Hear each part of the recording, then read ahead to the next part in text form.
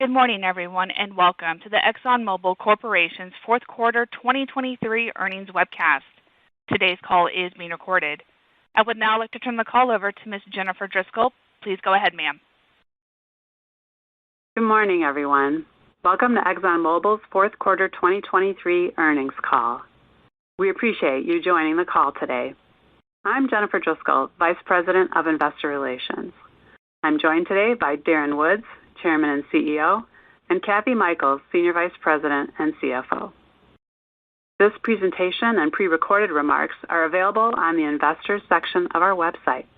They're meant to accompany the fourth quarter earnings news release, which is posted in the same location. Shortly, Darren will give you an overview of our 2023 performance. Then we'll take your questions. In conjunction with our recent announcement about acquiring Pioneer Natural Resources, we've included additional information about the transaction on slide 2.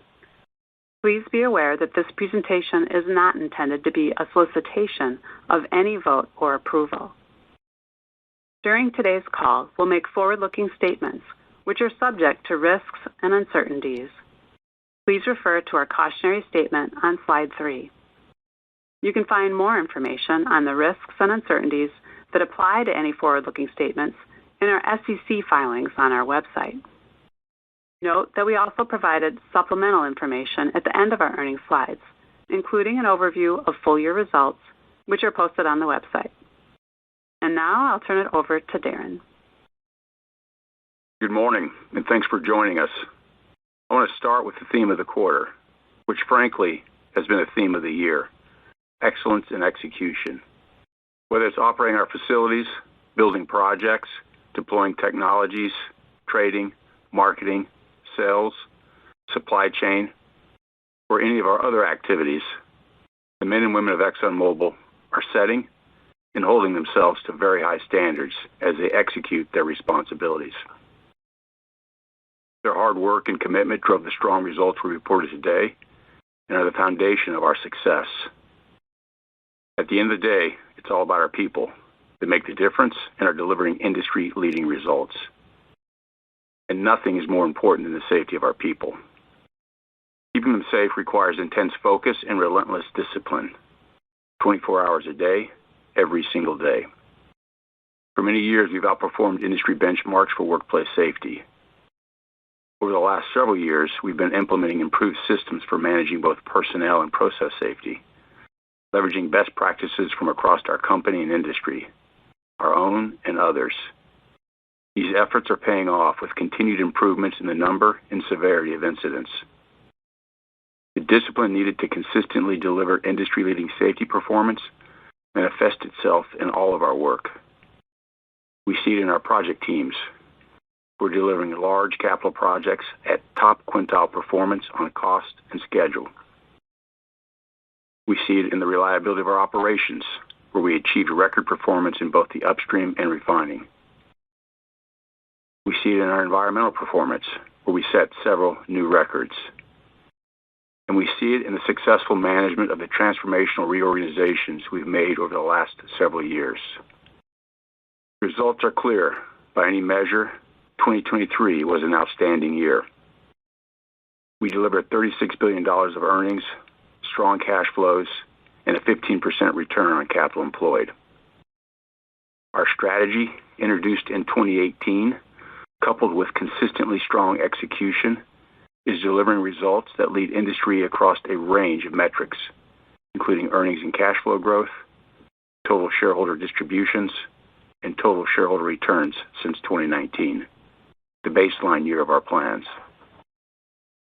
On a constant price basis, we more than doubled earnings in 2023 versus 2019, demonstrating the improved earnings power of the company.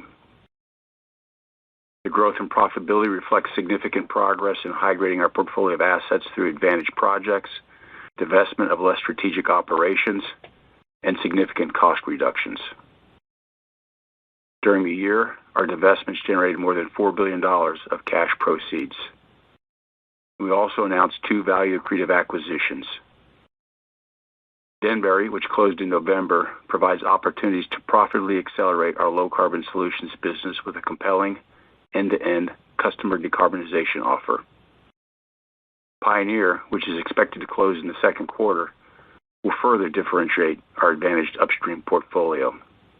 The synergies will create significant shareholder value and accelerate Pioneer's net zero ambitions by 15 years to 2035.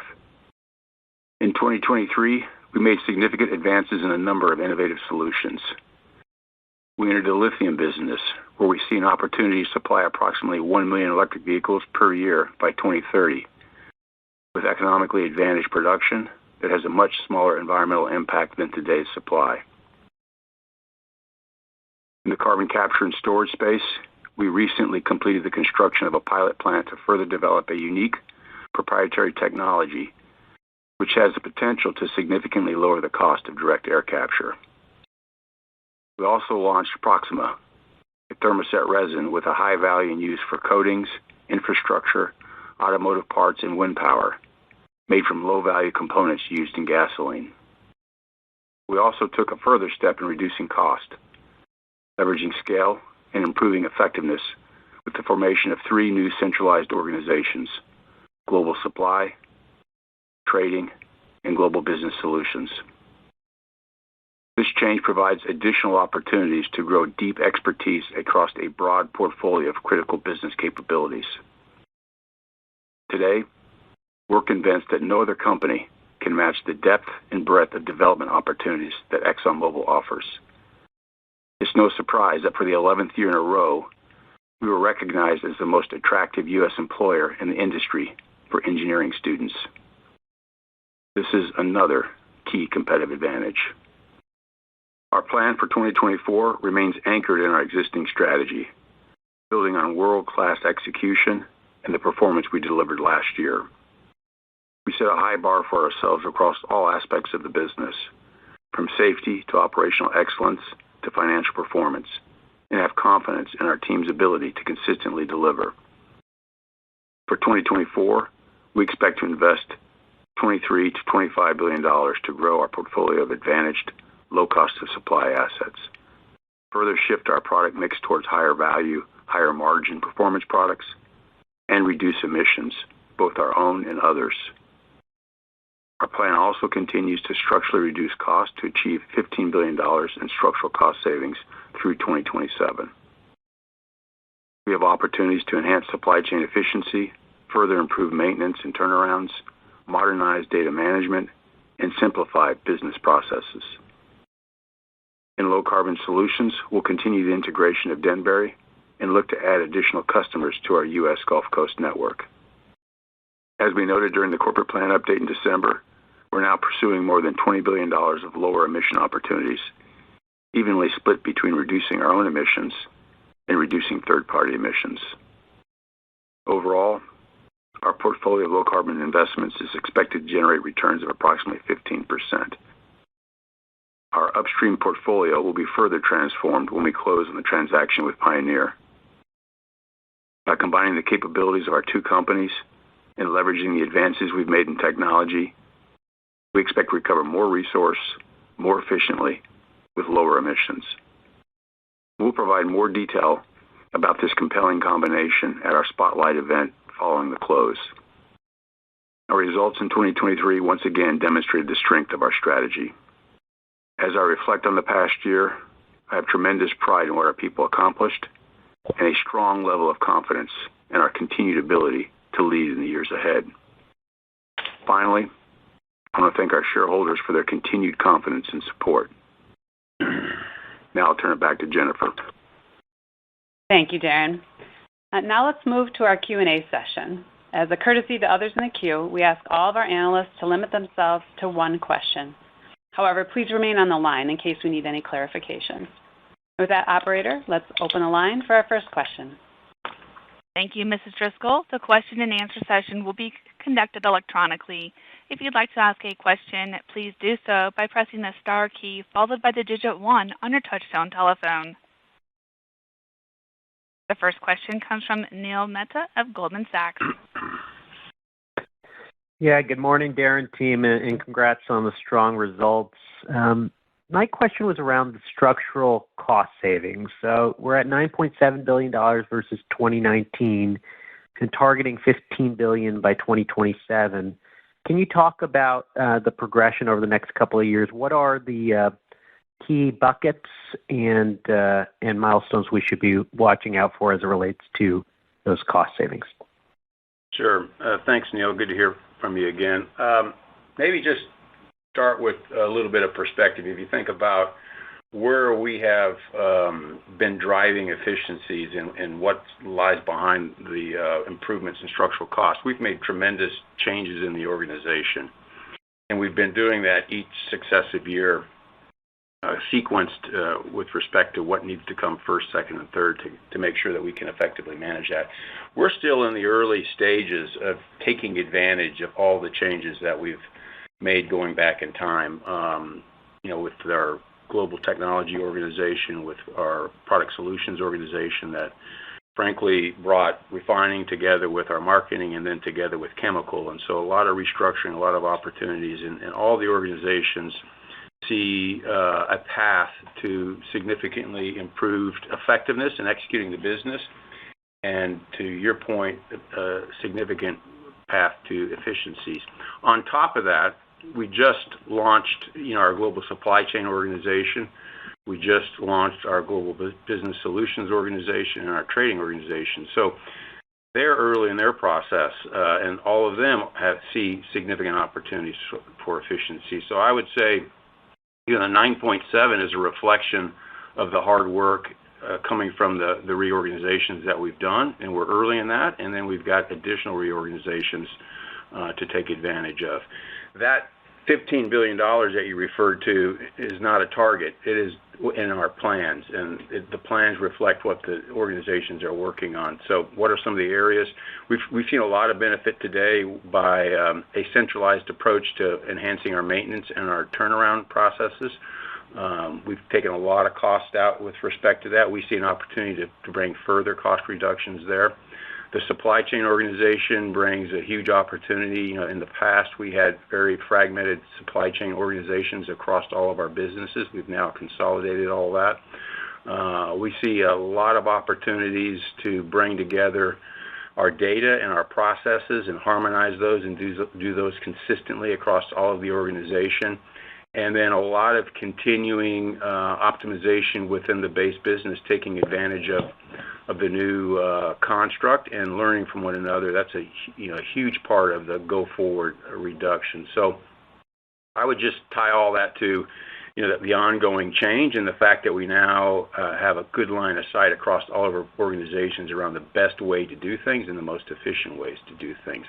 I'll hand it over to Kathy if there's anything to add to that. The only other thing I would add is how we're looking to leverage technology to both drive incremental efficiencies, but as importantly, to drive effectiveness. So things like how we use artificial intelligence and chatbots in our customer care centers, right, which gives our customers better service, and obviously that drives efficiency for the company. How we use predictive analytics and things like driving maintenance turnarounds to top kind of quintile type performance, or similarly how we use those predictive analytics in our drilling and fracking centralized operation here in Houston. So, bringing together our information technology organization with our engineering and research organization will just further enhance, I think, how overall we as a technology company fundamentally try to use technology to both drive efficiency, but obviously to drive value in the business. Thank you, Kathy. Thanks, Darren. You bet. Thank you, Neil. The next question is from Doug Leggett of Bank of America. Thank you. Good morning, everyone. Darren, 2018 was a long time ago, obviously, and a lot has changed since you pushed the doubling of cash flow from 25 to 27, including much greater and perhaps faster progress in Guyana. So I guess my question is, where would you suggest we are in 2024 in moving towards that doubling of cash flow target? And specifically, what should we read about your CapEx comments in terms of the timing of Guyana as part of that target? Yeah, good morning, Doug. Thanks for the question. Maybe I'll start with the back end of your question around the CapEx. And I mean, it should be clear. Hopefully, it's clear. We've provided guidance in a range in CapEx to give you a perspective of, when we start the year, based on the plans that we put together the previous year, where we think we're going to end up and spend across the year. Obviously, as we're going through the business, each of the businesses are clear on their objective to find value creative opportunities and to capture those as quickly as possible. So we've got an ongoing process. If we see an opportunity that we weren't aware of or at the time of putting together the plan, we're not constraining our activities based on some artificial number or the guidance that we've put out. We're very focused on making sure that it's going to be an effective use of capital, that we can efficiently execute what's required for that capital, and then that there's value behind it and there's an advantage in it. And so that's how we're managing. What we talked about in the release with respect to our CapEx in 2023 reflects just that, incremental optimizations as we're going through the year. And my view is we'll continue to do that as we go forward into the plan years. Obviously, we've given you some guidance that we believe reflect where we'll end up, but as we work the opportunities, we're very focused on that. I think the short term, what we've done with Guyana, you're seeing today in Payara, where we brought that online, and frankly, in January, well ahead of our plans, reached nameplate capacity. And part of that was around the optimization of the drilling and making sure that we had what we needed to bring that up quickly. In terms of the broader objective to get to 2027, I mean, we're on that plan, and we're actually delivering the value that we laid out in 2018. So I feel really good about the progress we've made. We noted in the release that if you look at just from 2019, the year before the pandemic, the advances that we've made in the business, we've, on a flat price, take margin, take price out of it, we've doubled the earnings capacity of the corporation from 2019 to 2023. We've grown earnings on a compounded annual basis by 40%, greater than 40%. We've grown cash flow from operations almost 20%, greater than 15%. So I think significant progress. We've demonstrated that the work that we're doing, projects that we've put in place, the reorganizations that we've executed, the costs that we're cutting out of the business, are all driving us towards this improved valuation. And frankly, the plans we have going forward are going to continue to do that. So the targets that we've laid out, what we communicated in our December company plan release, basically those are our plans, and we feel that we're right on track, if not slightly ahead of delivering on those. Kathy, anything to add to that? Yeah, I mean, Doug, I'll just try to grind kind of back to those numbers a little bit more, just so you understand it. On an earnings basis, we actually more than doubled earnings on, again, that constant price basis that we used in our corporate plan, which Darren is referring to in the numbers that he just mentioned. So I would absolutely say we are ahead of our plan in terms of what it is that we're achieving, and it's that earnings improvement that is flowing through to cash flow. And so as you think about cash flow, our earnings expectation in the corporate plan in terms of doubling it, out to 2027, it's well ahead of doubling it. And then those earnings just flow through to the cash flow growth. So I would describe us as being ahead of plan in terms of where we stand today and feeling very good about the future.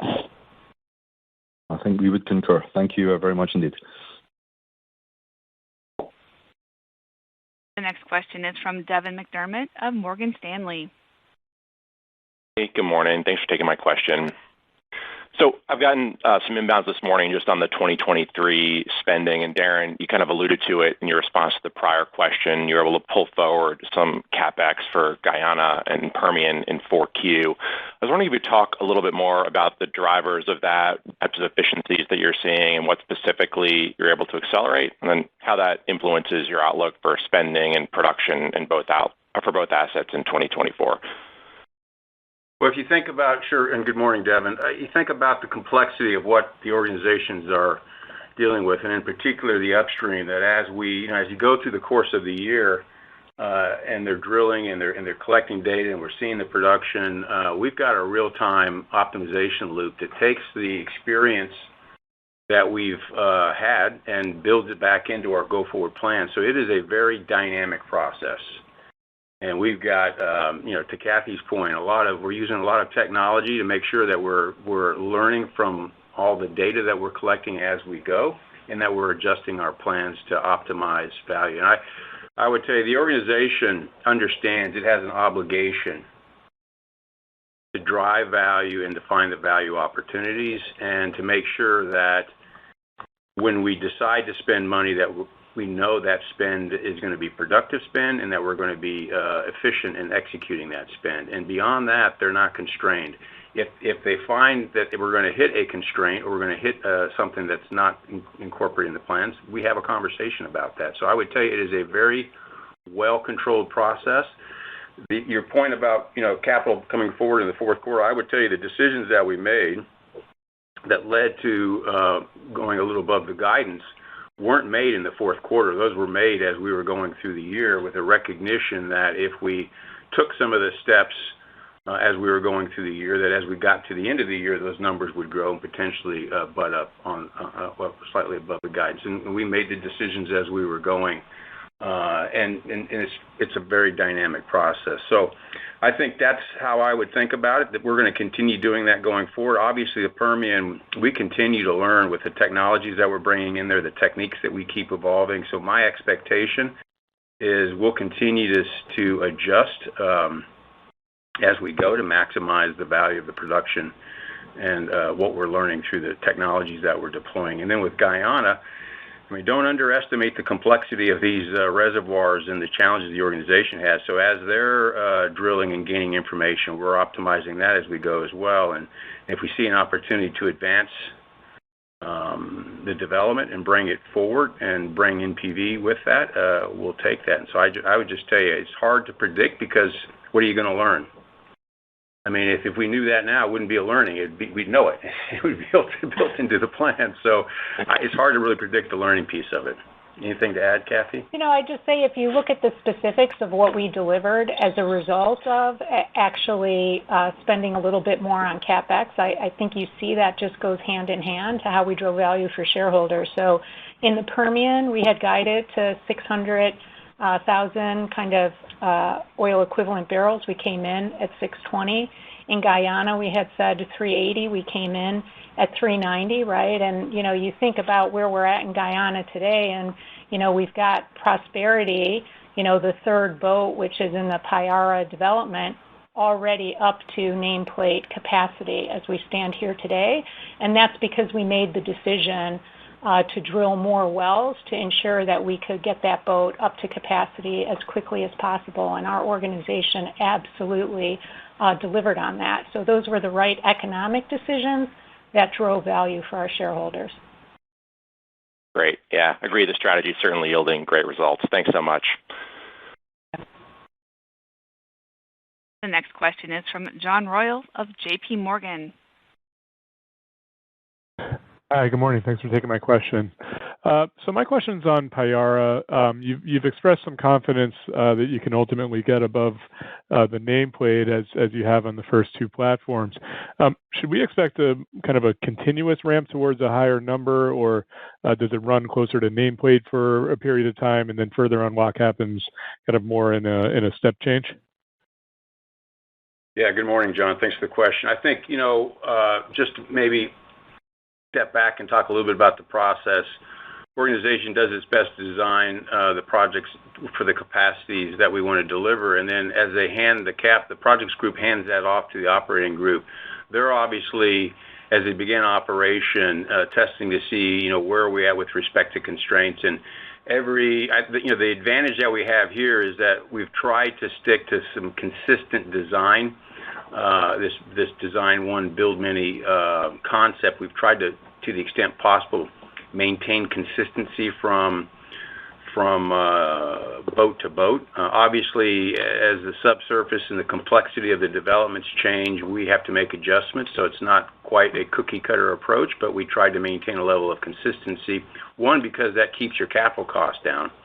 But two, it allows us to take the learnings from the previous boats and apply it to the one we just started up and advance things faster, to do things quicker. And a great example for Prosperity is how quickly we managed to bring that unit up and get flaring down and get to nameplate capacity.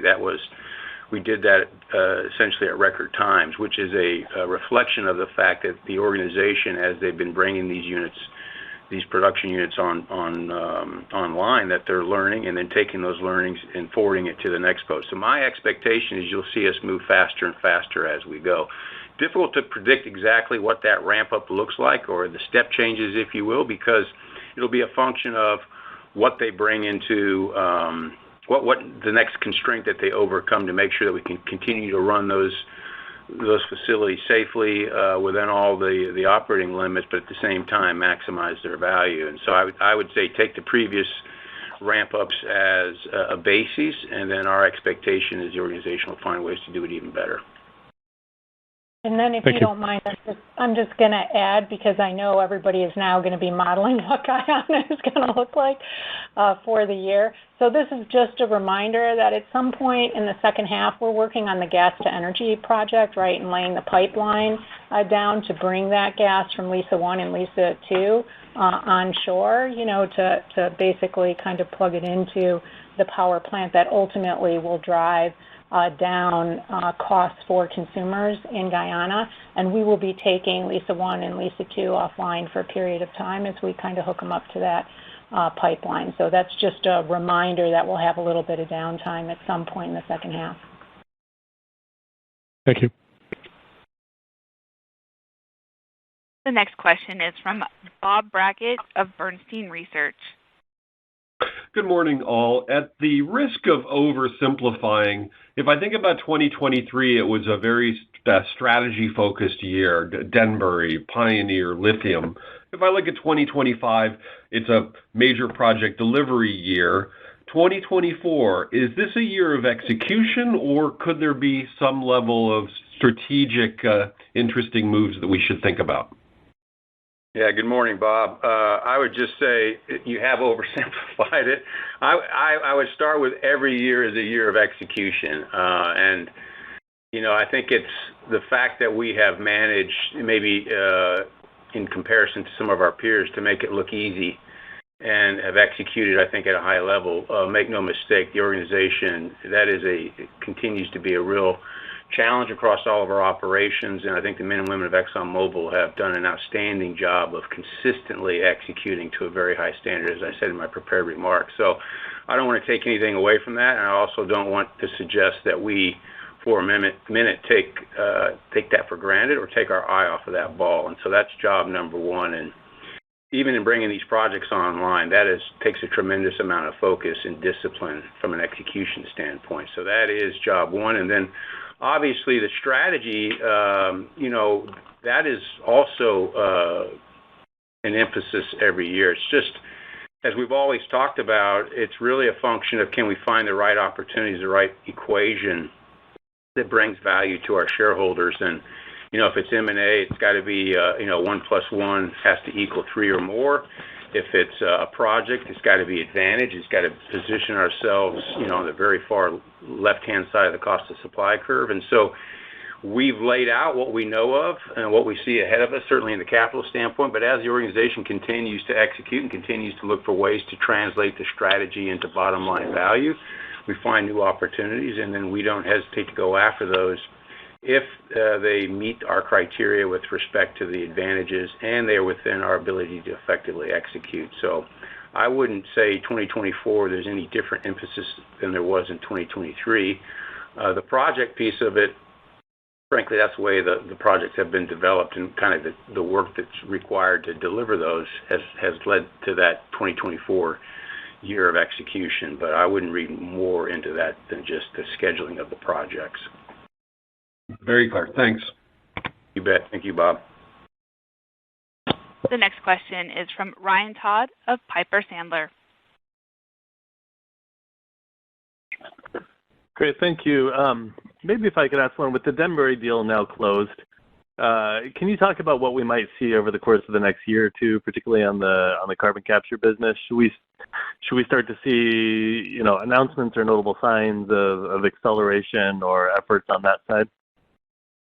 Yeah, sure. I think, the Denbury acquisition, just maybe a slight update on that first is, we've closed it. We've been going through the integration process and frankly continue to be very pleased with what we see as the opportunities to integrate that with the work we're doing around our low carbon solutions business and carbon capture. So we see huge potential in terms of linking together all the opportunities to reduce emissions, high concentration emissions along the U.S. Gulf Coast and along that pipeline system. So the team's doing a lot of work around developing the business there, a lot of work with potential customers around how we can help capture their emissions, and a lot of work around the operations and improving and growing the capacity of that pipeline. So all that's ongoing. My expectation is with time, as we negotiate the opportunities with customers, we'll see more and more deals that bring emissions into that pipeline. That's certainly the plan. But I would tell you, we're very focused on building this business for the long term. If you think about what we're trying to do there with respect to, addressing the risk of climate change and significantly reducing emissions for third parties, that's a business that doesn't exist today anywhere in the world. We're trying to make sure that as the first mover here that we establish a very strong foundation for business that we expect to be around for decades to come. And so my guidance to the team is, while we want to move quickly to reduce emissions and to get customers and to grow the volume of emissions we're reducing, we don't want to do that and sacrifice the value opportunity here. And so we're striking that balance, and I think what you'll see happen is we'll bring on customers and grow that business in a way that is value accretive and generates the returns that we need for the capital in that business. Good, thank you. You bet. We'll go next to Biraj Borkhataria with RBC. Hi, thanks for taking my question. I had a question on gas realizations because they were just well ahead of at least what we had modeled using the kind of rules of thumb and the portfolio mix you put out before. So is it just a case of the trading contribution coming into that number, or is there something else driving that? And then just one quick clarification on the underlying cash flow from operations. Again, that was ahead of where the earnings beat would have suggested it would have been. So is there anything one-off in nature in the CFFO number that we should be aware of for 4Q? Thank you. Yeah, I'll let Kathy address the cash flow thing, and I'll just say from a gas realization standpoint, I don't think there's anything unique in terms of what was realized as we went through the quarter. Obviously, we've been growing our trading business, and that is going to manifest itself in our results. We're going to see that in our energy business. We're going to see that in our gas businesses. So that will continue to kind of, and as volatility changes and opportunities in the market change, we'll see that kind of ebb and flow. But we expect to see with time a continued growth, structural improvement in the earnings with the work that we're doing in the trading space. And then I think, quarter on quarter, we're going to see changes in mix as we move across the quarters, and so we'll see some variation there. But I wouldn't put anything structurally other than the trading work that we've been doing into our realizations. And I'll hand it to Kathy for any other comments on that and the cash flow. Yep, and so I'll just speak specifically to cash flow from operations, and I think you're referencing the quarter, but I'm happy to talk about the quarter and the year. Our cash flow from operations, if you look at the quarter, was $13.7 billion. If you exclude working capital, we would have been at $15.9 billion. You're mentioning a beat relative to the street, and so was there anything unusual going on? As I look at people's models, I think sometimes they struggle to get depreciation and amortization right, so that's the only thing I'm going to speak to. And when we have a quarter where we're taking impairments, then we get an increase kind of in terms of the non-cash add back that flows through to cash flow from operations, and we obviously took an impairment in the quarter. So that's my best guess. as to anything that might be nuanced, otherwise, no, nothing particularly unusual going on. Okay, understood. Thank you. The next question is from Sam Margolin with Wolfe Research. Hello, good morning. Thanks for taking the question. I'd like to come back to CapEx if possible, just because, when the organization's performing so well as it is, it feels like there's always going to be opportunities to pull something forward, or for people throughout the organization to kind of pursue their incentives and spend a bit more. And obviously, this is something that's been a topic in the industry for a long time. And so, particularly like as we look at your Permian results, it looks like your 23 wells are still improving and everything's getting better. So, I guess the question is, how do we think about this with respect to your planning when, it feels like there's always going to constantly be opportunities for you to add kind of nickels and dimes to CapEx to do some quick hit high return opportunities? Thank you. Yeah. Good morning, Sam. I would, I guess I'd take exception to the characterization that you've laid out there. It's not a function of the organization, throwing additional nickels and dimes. We have pretty focused work programs to drive value here, and frankly, any discussion about spending additional money or making additional investments above and beyond what we've planned for has to come to the management committee. And so we've got pretty tight controls around making sure we understand what's the value proposition, how unique is the value proposition. This is not something we just turn loose to the organization and they start throwing on money as and when they see the opportunities to do that. So I think the characterization that it's hard to hang on to this. I would point to the success that we've had to date, where we've delivered what is a very accretive, advantage set of capital projects. I think our track record demonstrates that we are not about going after volume or going after marginal investment opportunities. These things have to be unique. The hurdle to get into the capital plan is pretty high. We have, if you look across the industry, we have a clear understanding of cost of supply. We know where we sit on the cost of supply curve. We know as new projects or opportunities come forward, we look at those in terms of where they sit from a competitive standpoint. They have to have a structural advantage. They have to be robust and resilient to the bottom of cycle conditions.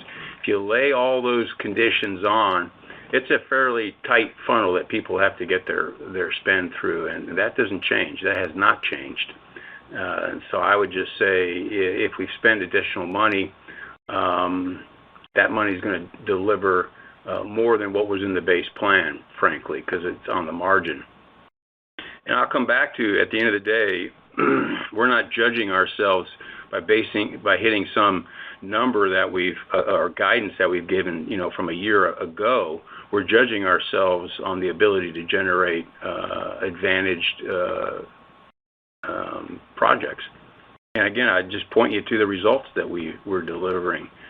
To grow earnings on a compounded basis at twice what the nearest competitor has done, or to grow cash flow from operations at twice what the next nearest competitor has done, doesn't come from a lack, from investing in things that don't have the advantage that I just talked about. So I think our track record and the results that we're delivering demonstrate that the approach that we've taken here is working, and we're not going to vary off of that approach. And then I just add one more comment, and that is, we almost take for granted how many projects we've actually been able to pull forward and deliver, either on time or ahead of time. And Payara is a great example of that. It was originally targeted to actually start up in 2024, and we were able to pull it forward. We were then able to pull forward incremental well drilling in order to get that FPSO up to operating nameplate capacity in an extraordinarily short amount of time. I'd say this is one of the areas that really differentiates ExxonMobil from other companies. Our really top performance and execution, and pulling projects forward is always a positive economic decision, right? Because we're going to end up then getting the benefit of the profits from those projects sooner or later. So, very much a decision that's aligned with driving value, which is what sits behind all of our decision making. Thank you.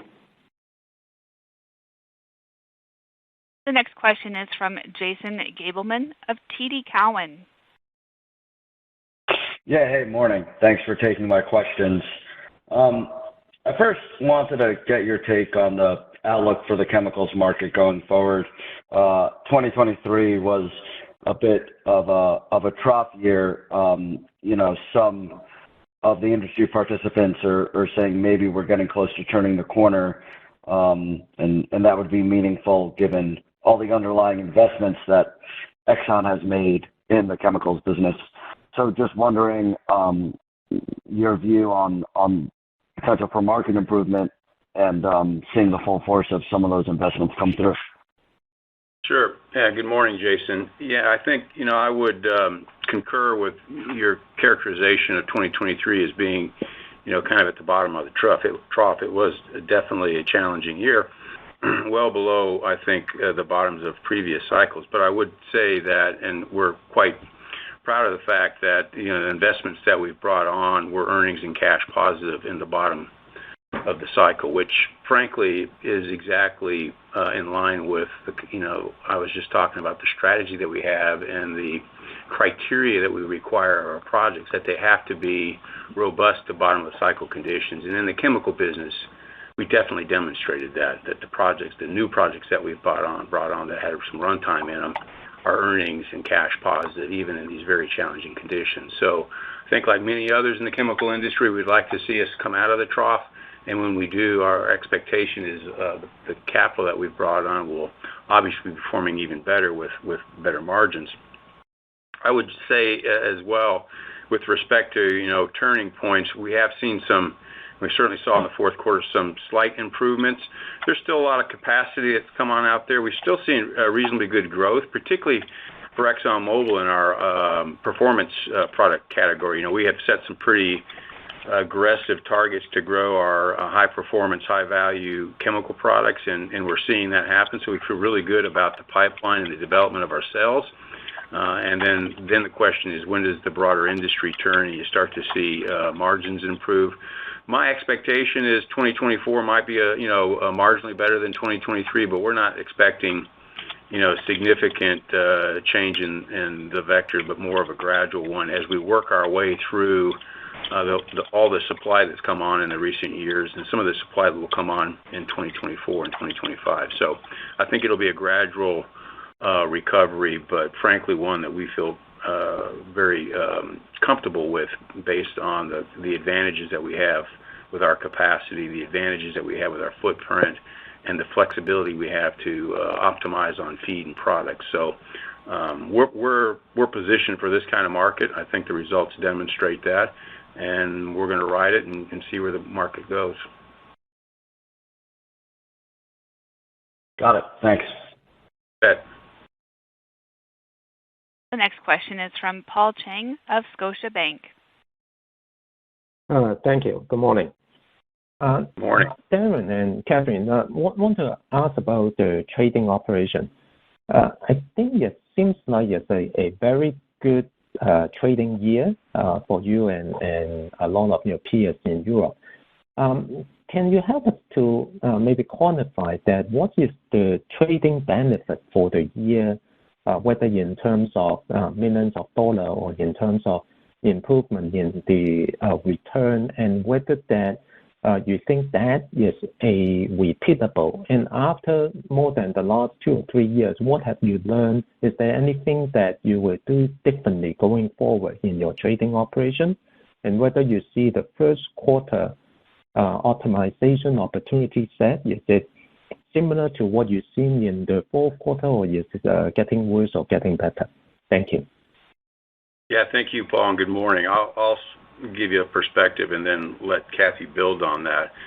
And maybe just to go back in time a little bit, we talked about the trading opportunity within Exxon Mobil for quite some time. I think there was some skepticism out there as to whether we could actually build that business. But the foundation of our trading operations is a function of the global footprint that we have, the span of the businesses that we have, the integrated nature of the businesses that we have, that we felt like gave us a physical footprint and presence in markets all around the world to effectively trade on and to build a business from that footprint, and obviously the perspectives and insights that come with operating that footprint in those mix of businesses. And that, I would say, as we've grown our trading capability on that premise, optimizing our assets, building on our assets, that it has proven to be very effective, that strategy is bearing out, and that we see continued opportunity to grow that. And I think, as we've talked about here, we were going to take a very measured approach, and we weren't in a hurry. We weren't going to rush through this. We're going to make sure that what we do is structurally sound, that we're not, and that we're managing the risk as well as capturing the rewards, and we've been doing that. So 2023, I think, was off of the highs we saw in 2022 because of where the market's at, but still reflected, I think, very solid contributions based on the capabilities of the organization that we've been building. And we've got more to do there.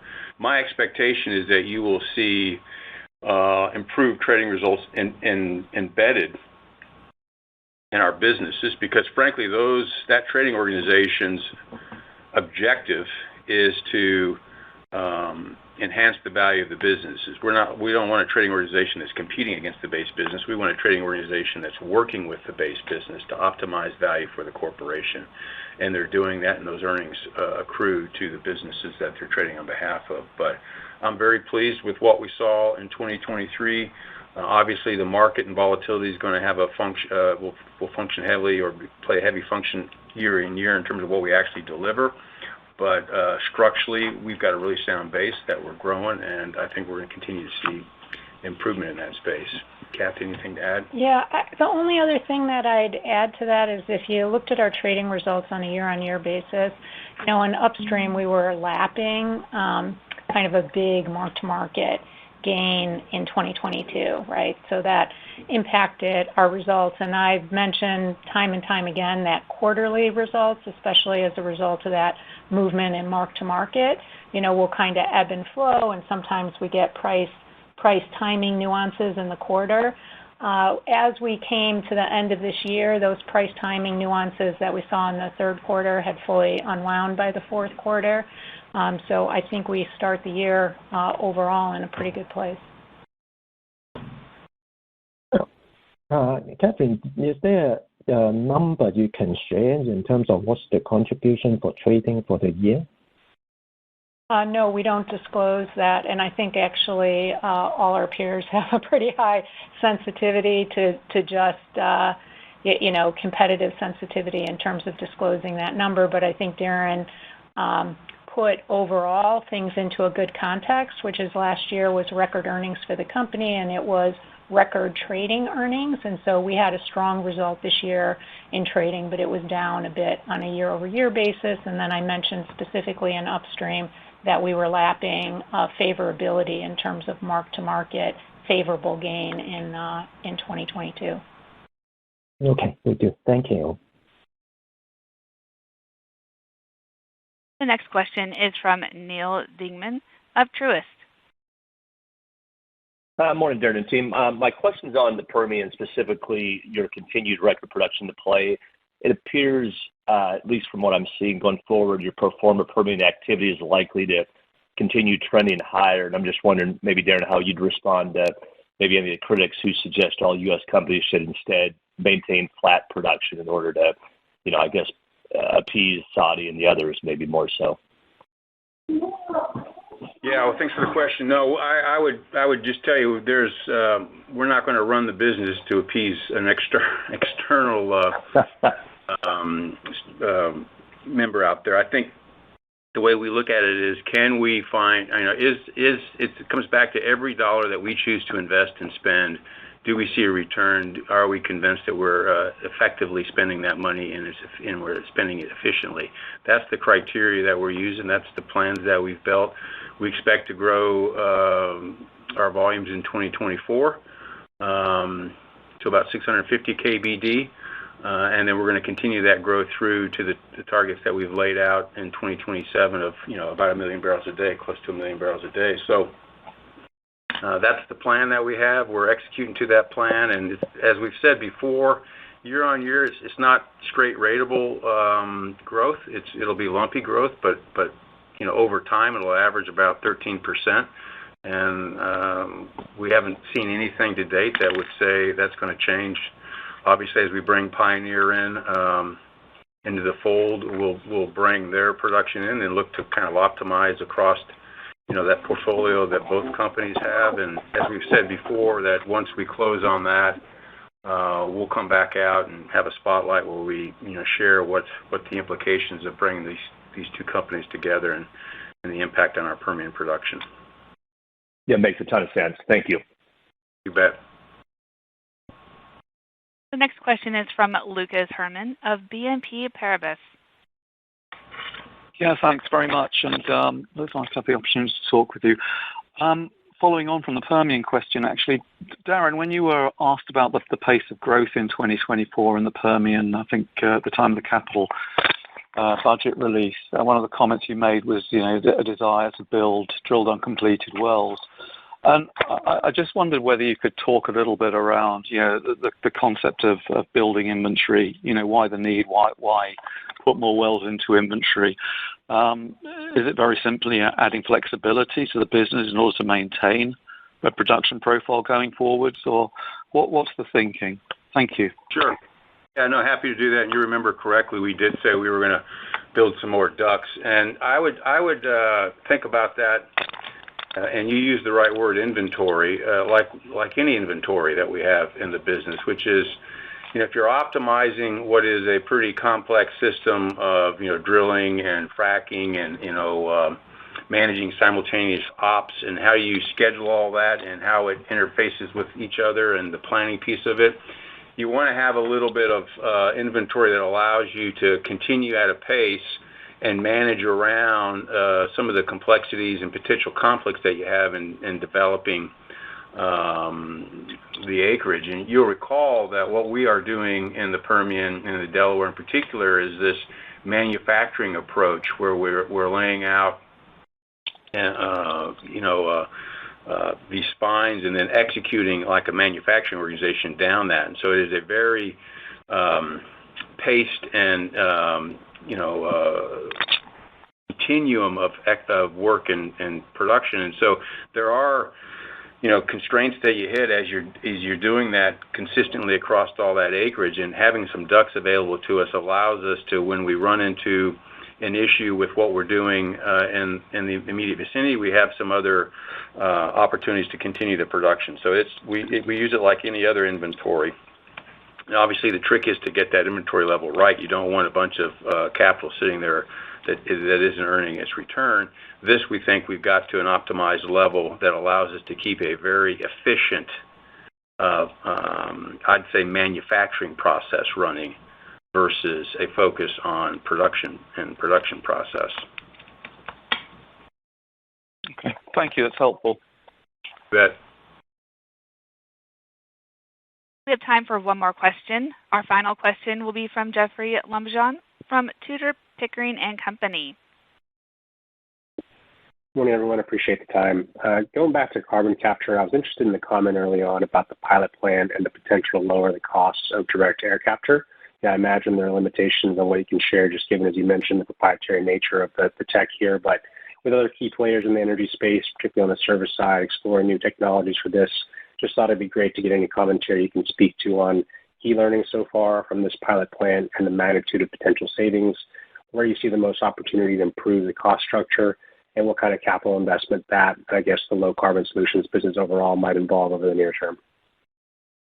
Yeah, sure. I think, and you rightly so pointed out the proprietary nature, so I will limit, some of the details of what we're talking about there, but maybe just from a broader context standpoint, we're convinced that carbon capture is going to play a really important role in helping society meet its ambitions to get to net zero or to make certainly significant reductions in carbon emissions. I think it makes a lot of sense to, rather than tear up and throw away the existing infrastructure and the industries that we have in place that are, intensive energy users, that we find a way to deal with the problem, which is the emissions. And so I think carbon capture plays a role there.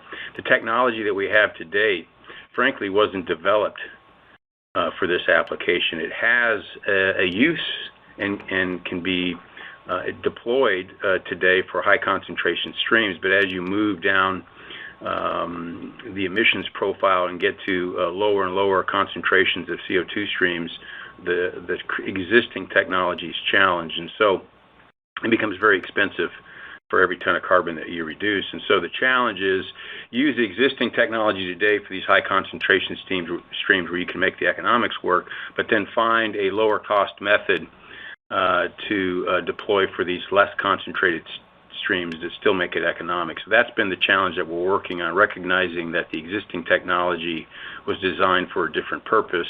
We need a new technology here, and we're trying to take advantage of the material science development, things that have happened with materials, with nanostructures. There's a lot of advances in technology since the existing technology was developed, and so there's a question of how can we better capture CO2 by using advances in the existing technology. We think we've come up with an opportunity to potentially do that, but it's early days, like all these technology developments.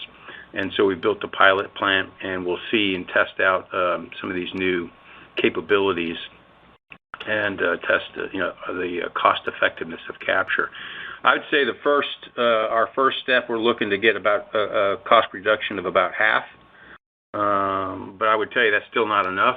But if we can see a significant step change in that cost or a path to that cost reduction, that gives us hope that we can then continue to advance that and get it down to something that is more competitive and then economic to deploy across the world. And if we can crack that nut, as I've said many times before, the holy grail in addressing emissions is direct air capture. And the challenge for the industry is to find ways to do that more cost effectively. And frankly, we're at the very early stages of the technology and the technology development. So whether we're successful or somebody else is successful, I feel like this is an area worth exploring. And I think our technology companies have got some great ideas, know how to scale things, know how to optimize not only materials but processes, and bringing all that together to see if we can't make a step change here is the objective. And it's too early to judge, how successful we'll be, but I certainly feel like we've got the capabilities and should be working hard to try to make advances here. Great. Looking forward to your updates in the space there. Thank you. You bet. Thank you. Thanks, everybody, for joining our call today and for the questions you asked. We'll post a transcript of the Q&A session on our investor website later this week or early next week. Have a nice weekend, everybody. And with that, we'll turn it back to the operator to conclude our call. This concludes today's call. We thank everyone again for their participation.